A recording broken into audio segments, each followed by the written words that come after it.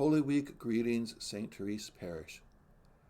On Thursday evening, we enter into the Sacred Triduum, the three most holy days of the year. It starts with the beautiful Mass of the Lord's Supper.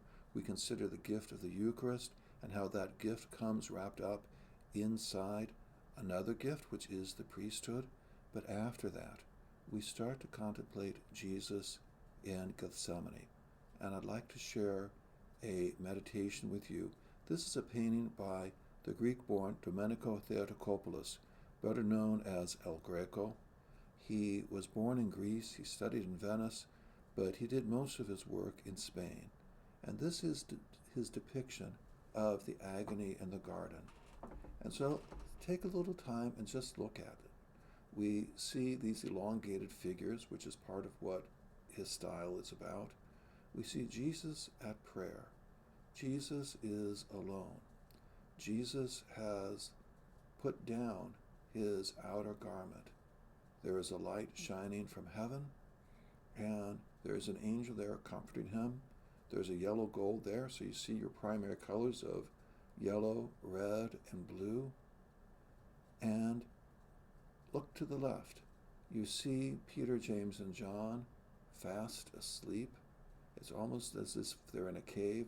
They are emotionally distant from Jesus at that moment. And the way El Greco paints it is as if they're geographically distant as well. We know that's going to change. And if you look to the right, you see the guards with Judas coming down the road to arrest Jesus. But Jesus is at prayer. And Jesus gives this marvelous example of prayer. Father, if it is possible, let this cup pass from me. Yet not my will, but thine be done. So Jesus shares his desire in honesty, and yet in honesty, he makes himself open to the will of God. He disposes himself. And by laying aside his outer garment there, it's as if he's making himself somewhat vulnerable. And that's a description of prayer, making ourselves vulnerable to God's love. But it doesn't just stop with Jesus there. We can connect this to our own times. Perhaps there are times in our own lives when we have gone through some struggles or even some agonies. And it also leads us to think about other people and the agonies they go through and are going through, whether it might be addictions or compulsions or family strife or war or violence or other interior struggles.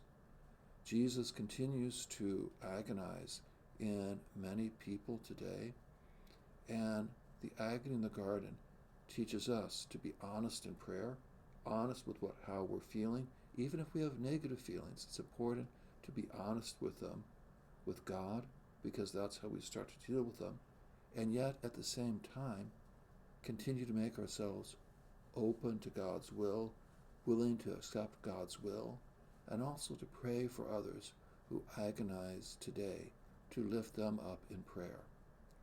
May this sacred Triduum lead us more deeply into the mystery of God's love, and may we live and share that love every day of our lives. God bless you all.